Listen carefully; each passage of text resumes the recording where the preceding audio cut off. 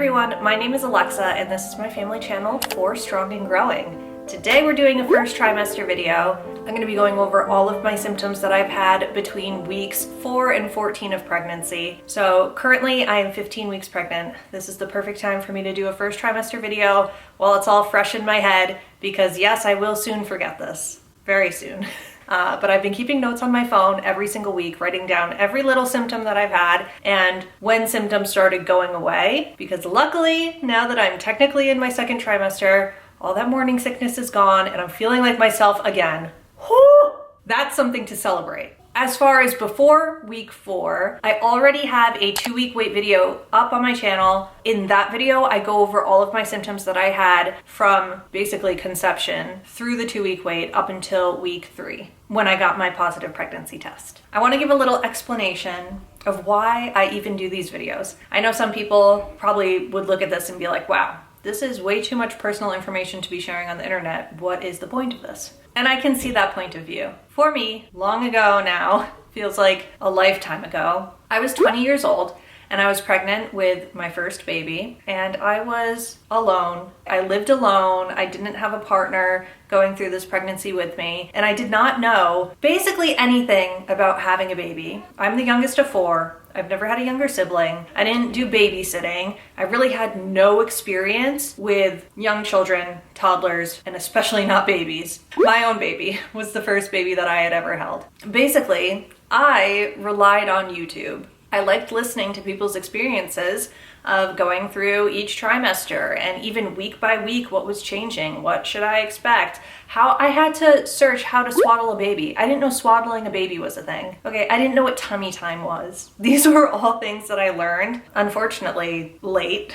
Without the motherhood community on YouTube, I would have been much worse off. And even more importantly than that, my daughter would have been much worse off because I wouldn't have been the best mom that I could have been. I wouldn't have known how to tend to her needs the way that they needed to be tended to. So for that reason, number one, I'm very, very thankful for YouTube as a platform, but also I'm very thankful for all of the mothers who do this. So let's just get started. We'll begin at week 4, 1 month pregnant. So what I wrote down for week 4 is cramps, especially at nighttime, bloating, and gas. Yes, this was the era of the bloat. I was eating a lot of fiber because in the first trimester, it's very important that you're eating enough folate to prevent neural tube defects, such as spina bifida. So even though I was already taking a prenatal vitamin that had folate in it, I was still just making sure that I was definitely getting enough folate. One night, I ate an entire bush of kale to myself. Oh my goodness. Okay, bad idea.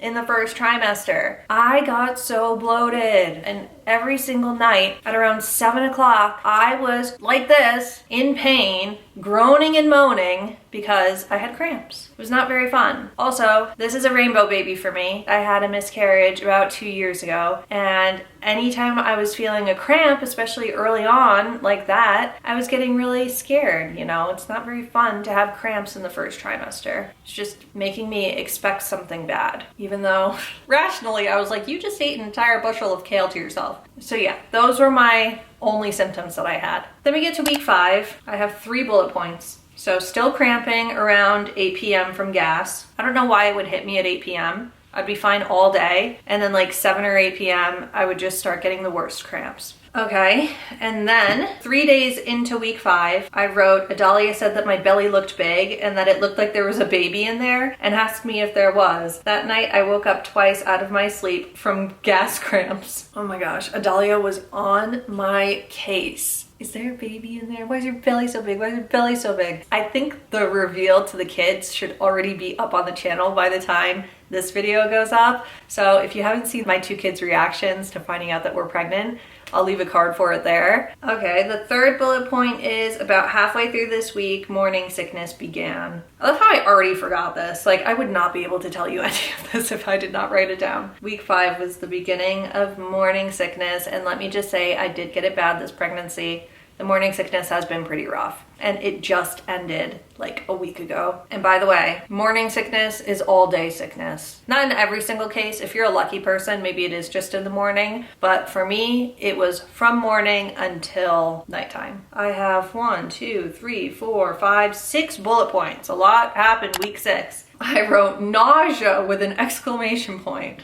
So I'm gonna put up a graph of HCG levels in the first trimester, and it's kind of like a bell curve like that. HCG is the hormone that makes you feel nauseous, and it ramps up like crazy until about week 9, I believe, or 10, and then it starts to come back down. Yeah, during that time where it's going up and up and up, man, it is rough. But on the bright side, I wrote that the extreme gas is gone. But I kind of also stopped eating fiber. I got scared of any fiber, which is pretty bad because then I became constipated. It's a lot of just trading one symptom for another. I also wrote down fatigue, taking naps in the morning. See, I don't remember ever taking so many naps. I mean, I must have in my last 2 pregnancies. I don't know why I can't remember that. Maybe it's different now that I'm a stay-at-home mom and I have the luxury of just going to sleep on the couch whenever I feel like it. Okay, this was the start of the food aversions. Oh, I even wrote down, and I still don't like looking at it. Ugh,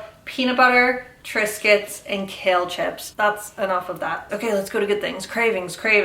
I wrote ice cream, sandwiches, steak, ribs, bacon, and pancakes. I still agree. And not pregnant me also agrees. One weird symptom, I wrote excess saliva. Maybe that has to go along with the morning sickness. You know, when you kind of feel like you're gonna get sick and then you get all that extra saliva in your mouth. On to week 7. I have 1, 2, 3, 4, 5 bullet points. And the only 2 things that were different were bad breath and I don't feel fully clean after brushing. So there is a word for this. I didn't write it down. Maybe if I can find it, I'll insert it down here. It just always kind of felt like I had morning breath. You don't want to be tasting nasty all the time when you're feeling nauseous. This is the first time that I've ever had that. I've definitely not had that in the last 2 pregnancies. Okay, week 8. Oh, I wrote that the morning sickness is subsiding. So that's strange. Still have the bad breath. Still got some gas pain. Hurts a lot when I need to poop.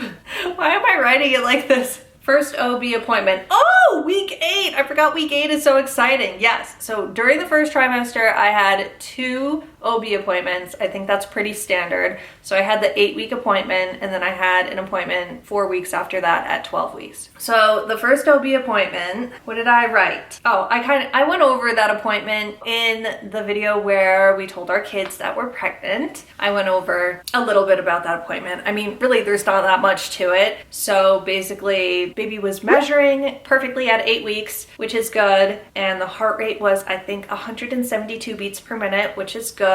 I don't really know what else they look for in that appointment, but yay. I had my initial blood work done. That came back normal. Had a pap smear while I was there, and like a breast exam and those types of things, and everything was fine. It was me and Matt and Copeland. Adalia was at school, so it was just the 3 of us at that appointment, and it was before we told the kids that we're pregnant. So Copeland had no idea what that appointment was. He was like on a tablet just watching videos, and I told the doctor, I'm like, he doesn't know yet. We haven't told him yet, so just like, don't say anything about a baby. Keep it on the down low. He was like, okay.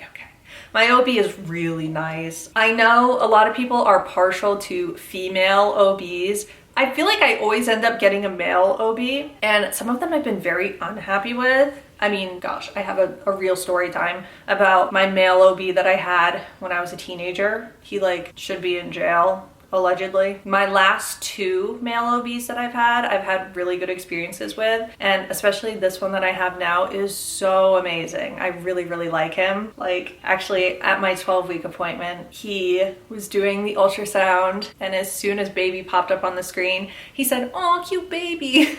And it's like, how many babies do you see every single day and you're still that excited to be like, "Oh, cute baby"? I think about like every time I see a puppy or a dog, I'm like, "Oh, the puppy." So it's like that. Like, you can tell he really loves what he's doing, and no matter how many babies he sees, he's still gonna be just as excited. Anyway, back on track.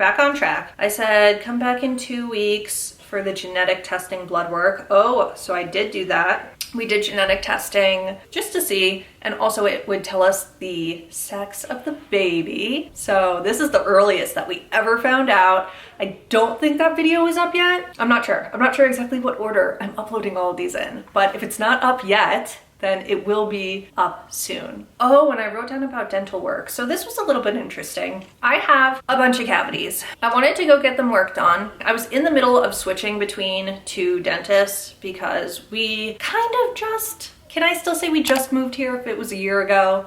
We're still figuring out all the doctors and dentists and things. So I feel like I can still say just because things are not worked out yet. So we kind of just moved here to Utah and I was going to one dentist and now they actually have another location in the city that I live in, so I might as well go to that one. So I was in between switching, and the first dentist was like, oh yeah, if you're pregnant, yeah, you can still get your cavities worked on. Because I asked just in case, like, I can't remember. So I'm like, oh, is it okay to like get Novocaine and have all this work done while you're pregnant? And she was like, yeah, just like don't get the nitrous gas, but everything else is okay. So I was like, okay, great. So I set up an appointment with the location in my city, and when I went there, she was like, wait, you're pregnant? And then she didn't want to do the x-rays, and then she was like, well, actually, we'll just do the x-rays that we need to do and we won't do like a full set. And I was like, okay. And she was like, actually, I don't want to give you the Novocaine or anything, just to like be on the safe side, so come back in your second trimester. And I was like, oh, wow, I wasn't expecting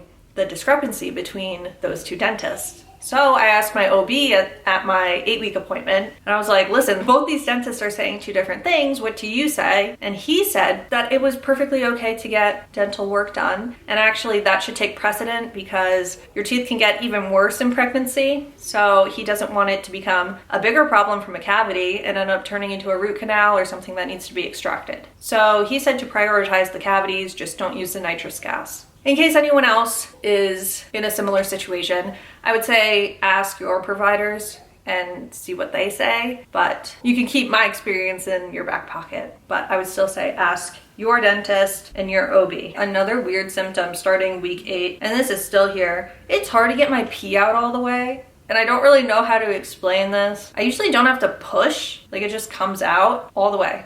And it feels completely empty at the end. But now I feel like I really need to push, and I feel like there's something in the way. Could be the baby.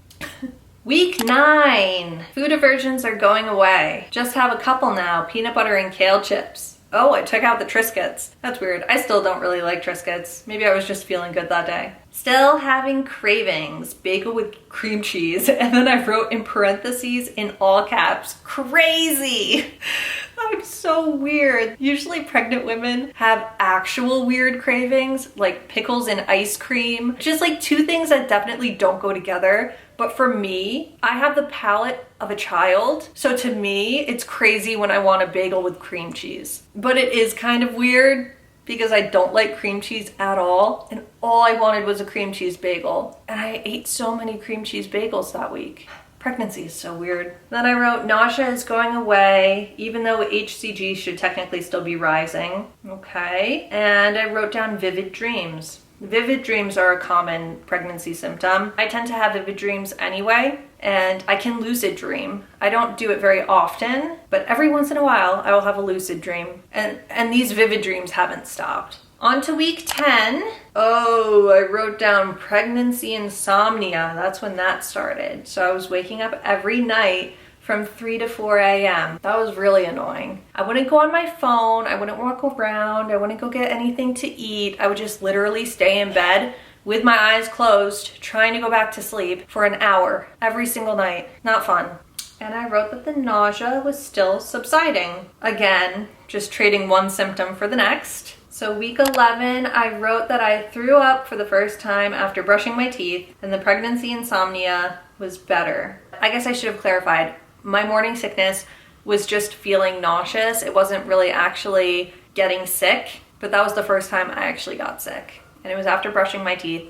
And ever since then, and this is still here, anytime I go back there with a toothbrush or my tongue scraper or anything, which usually is not a problem for me, is a big problem. The next week, I threw up again after brushing my teeth. Week 12, I wrote that the morning sickness is starting to go away. It was already going away. I guess I meant continuing. So week 13 is the last week of the first trimester, and all that I wrote down is that the morning sickness was continuing to go away. which is to be expected because I was definitely coming down the end of the bell curve at that point. And that brings us up to date to week 14, which is the first week of the second trimester. So those were all the symptoms that I had this first trimester for this pregnancy with baby number 3. Thank you so much for making it to the end of the video if you did. If you found it useful, please give me a thumbs up. That helps my channel so much. Be on the lookout because I will be doing a second trimester video along with a third trimester video, and I am planning on filming another birth vlog. So if you haven't seen my last birth, it's here on YouTube. It was a completely unmedicated natural birth, although they had to give me Pitocin. So like, I want to say unmedicated, but that's technically a medicine. What I'm saying is that I didn't get any pain medicine. I didn't get an epidural. It hurt. And that is up on YouTube for everyone to view. I'm not against having an epidural, so who knows with this delivery, maybe I will end up getting an epidural. Who knows, maybe it will be a C-section. That's one thing I need to do. I need to research C-sections because I just keep on thinking I'm gonna have a vaginal delivery. And then if I actually was put in a situation where I needed to have a C-section, I would know little to nothing about the procedure or the recovery. See, this is why I'm so grateful to have YouTube, because I can go and see so many people's experiences healing from C-sections. That's probably what I'll be doing with the rest of my day. And I promised my kids I would take them to the playground. That's what we're gonna do right now. So yeah, I hope you enjoy the rest of your day wherever you are. And if you have any questions, please leave them down in the comments. I am an open book, so ask away. And I will see you in the next one. Bye.